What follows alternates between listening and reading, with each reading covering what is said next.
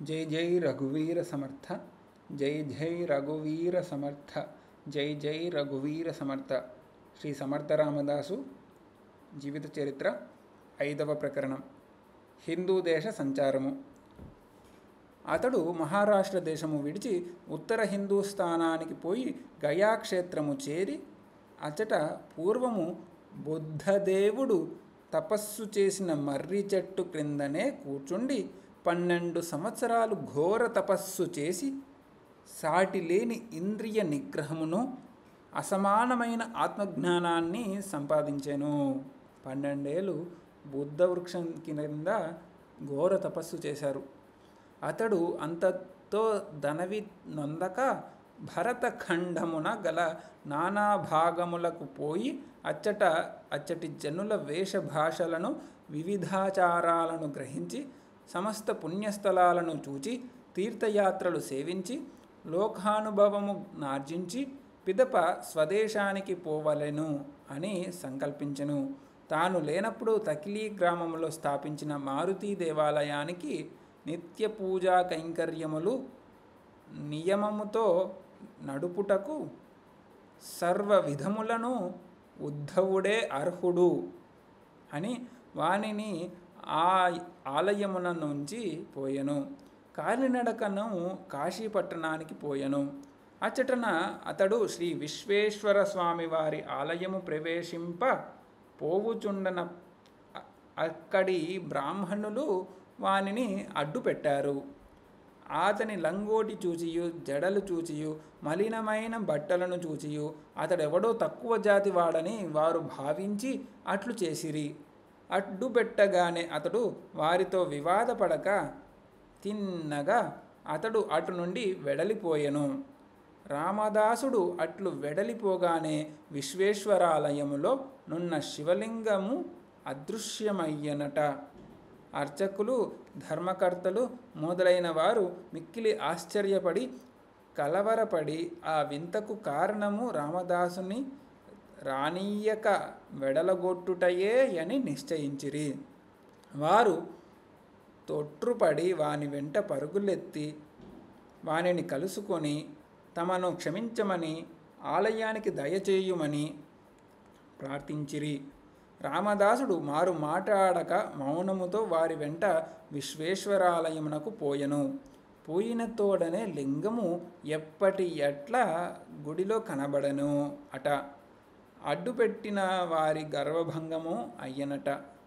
కాశీనగరంలోనున్న దివ్యస్థలములన్నీ అతడు సేవించెను. అన్నిటికేమి గాని అచ్చట హనుమాన్ ఘట్టము అని ఒక ఘట్టము కలదు. పేరు హనుమాన్ ఘట్టమే గాని అచ్చట హనుమంతుని ఆలయము లేదు. రామదాసుడు మారుతి దేవాలయము గట్టించి యందు హనుమంతుని విగ్రహము నెలకొల్పి పూజా నమస్కారములు ప్రతిదినము చెయ్యుమని బ్రాహ్మణులకు చెప్పెను.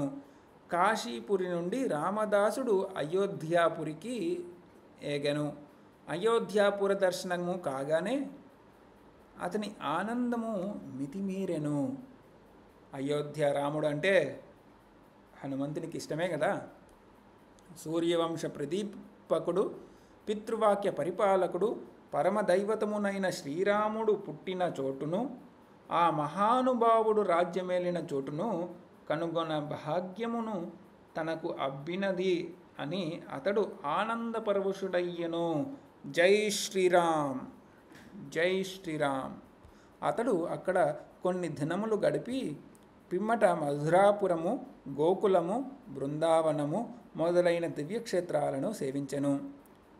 అతని రాక విని జనులు మహానుభావుడు అగును అతని దర్శనము చేసి ఆశీర్వచనము పొంద జనులు గుంపులు గుంపులుగా చేరిరి.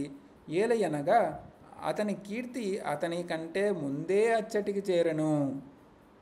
రామదాసుడు తనకు చిక్కిన అవకాశాలను వ్యర్థముగా పోనిచ్చువాడు కాడు. అందుచేనతడు అచ్చట కొందరికి ఉపదేశాలు చేసి మఠములు స్థాపించి తన బదులుగా పనిచేయుమని వారిని నియోగించెను. అతని పనికి అదే ప్రారంభము. కానీ అతడు ఉత్తర హిందూస్థానమున అధికముగా మతవ్యాప్తి చెయ్యదలుచుకోలేదు. తన యావచ్చక్తిని, తన కాలమును, తన జ్ఞానాన్ని మాతృదేశమైన మహారాష్ట్రమునకే సమర్పింపవలనని అతని నిశ్చయము. అతడు అంతటా శ్రీకృష్ణునకు మున్ను నివాసమైన ద్వారకా నగరానికి పోయి అచ్చటనొక రామాలయము స్థాపించి సంప్రోక్షణాది కర్మలు గావించి అచ్చటి నుండి కాశ్మీరమునకు రాజధాని అయిన శ్రీనగరమునకు పోయెను. అచట సిక్కు మతస్థాపకుడైన నానక్ గురువు చేత స్థాపింపబడిన మఠము ఒకటి కలదు. గురునానక్ అంటాము మనం. అది పరమ పవిత్రమైనదని ఆ మతస్థులందరూ అచ్చటికి యాత్ర చేయుచుందురు. రామదాసుడు వచ్చినాడని విని ఆ మతస్థులు తక్కిన శ్రీనగర వాసులు వానితో వేదాంత చర్చలు చెయ్యదలిచి వానిని ఆహ్వానించిరి. ఆహ్వానము అంగీకరించి రామదాసుడు అక్కడకు పోయెను. వారు రామదాసునికి క్లిష్టములైన వేదాంత సమస్యా సముద్రమున ముంచివైచిరి.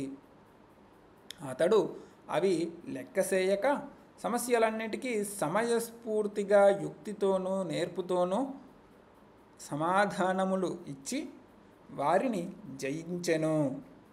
వేదాంత శాస్త్రము యొక్క గుట్టు మట్టు తెలియక లోతును అందలేక పైపైనే వారీదులాడుచున్నారు అని స్పష్టముగా అతడు వారికి తెలియచెప్పెను.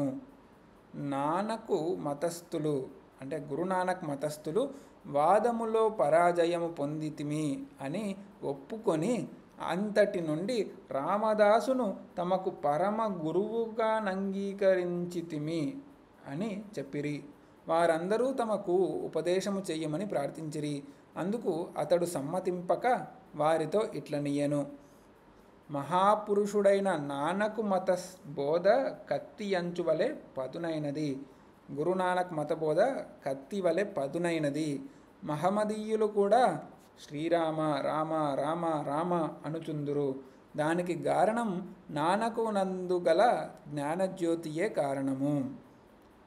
మీరు ఆయనకు నమ్మిన శిష్యులు. మీ గురువైన నానక్ ఏ ధర్మములను ఉపదేశించనో ఆ ఉపదేశములను అట్టివే. నా ఉపదేశములు కూడా అట్టివే. గురునానక్ యొక్క ధర్మములు ఏ విధంగా ఉంటాయో రామదాసు ఉపదేశాలు కూడా అట్టివే. మతము మార్చుకొనుట మిక్కిలి ఆక్షేపణీయము అని నా అభిప్రాయము. నానక్నే అనుసరించండి, అందుచేతనే మీకు శాశ్వతానందము కలుగును. నిజమైన గురువు అంటే ఇలానే ఉంటారు. వారు ఏ గురువును ఆశ్రయించినట్లయితే వారినే ఆశ్రయించమంటారు కానీ తమ మతంలోకి రమ్మని తమ ఉపదేశాలను తీసుకోమని ఎవ్వరూ చెప్పరు. అటువంటి గొప్పవారైన రామదాసునకు జై. అనంతరము రామదాసుడు బద్రీనారాయణునకు కేదారేశ్వరమును హిమాలయ పర్వత శిఖరము మీదనున్న మానస సరోవరాన్ని గాంచెను. ఆ పర్వతము మీదనే శ్వేతమారుత విగ్రహము గలదు అని వినెను. శ్వేతమారుత విగ్రహం చాలా చక్కని పేరు, తెల్లగా ఉంటుంది. మనుష్యమాత్రుడు అచ్చటికి పోలేడని కూడా అతడు వినెను. అక్కడకు వెళ్ళ సాహసించిన మహానుభావుడు శ్రీ శంకరాచార్యులు వారొక్కరు మాత్రమే అని అచ్చటి వారు చెప్పిరి. రామదాసుడు ఆ క్షేత్రానికి పోయి మహాత్ముని దర్శించి వర్షకాలము 4 నెలలు గడగడ వణికించు చలిలోనూ మంచులోనూ గడపెను. హిమాలయ పర్వతములు దిగి శ్రీ జగన్నాథ క్షేత్రానికి పోయి అచ్చటి నుండి తూర్పు సముద్ర తీరమున ప్రయాణము చేసి రామేశ్వరము పోయి అచ్చటి నుండి శ్రీలంకకు పోయెను.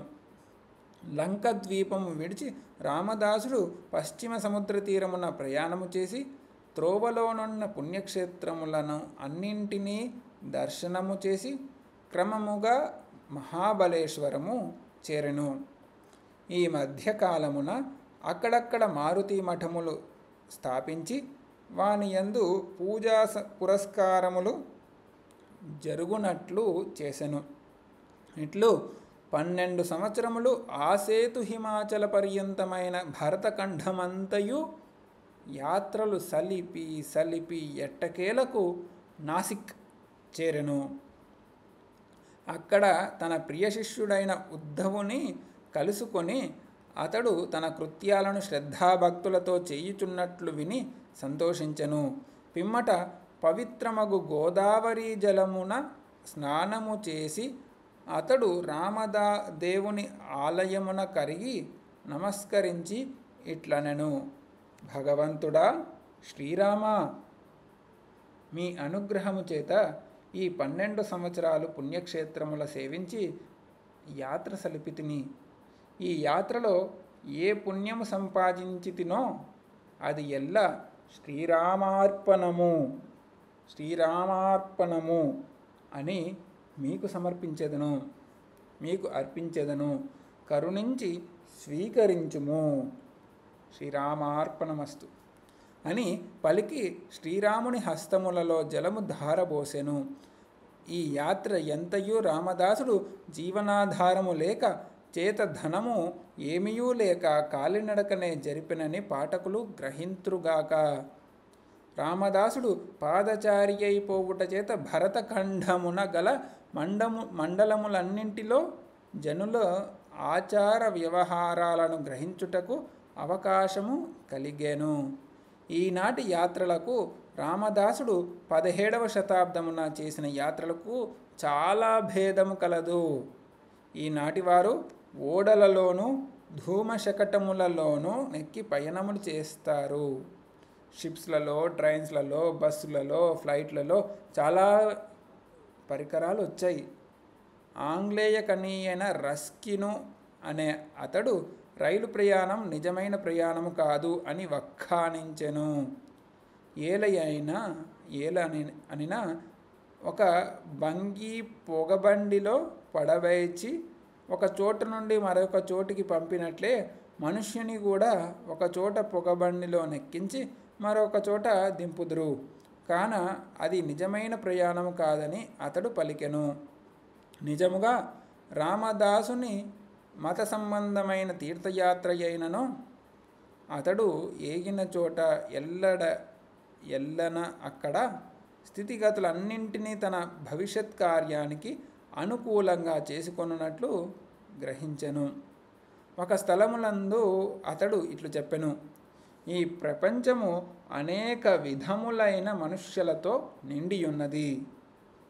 Different kind of people. వారి నడుమ సంచరించుట వలన మనకు ఎంతో జ్ఞానం కలుగును. అది మనకు ఆశ్చర్యం గొలిపి ఎన్నో జీవిత సమస్యలను సాధించును, పరిష్కరించును. కనుక మనము నిరంతరము ప్రయాణము చేయవలను, నూతన ప్రదేశాలను దర్శింపవలను. దాని వలన అనేక దేశముల పరిచయము మనకు కలుగును. అనేక తపస్సుల చెయ్యవలను, అనేక పుణ్యక్షేత్రములను సేవింపవలను, వైరాగ్యము కలిగి ఉండవలను. స్వార్థత్యాగము చేత నూతన శక్తులు ఎన్నో ప్రభవించును. ఈ శక్తి వల్లనే అతడు శివాజీకి సాయము చెయ్యగలిగెను. తాను స్వయముగా పాదచారి అయి యాత్ర సలిపి రామదాసుడు తక్కిన వారికి మార్గదర్శకుడయ్యను.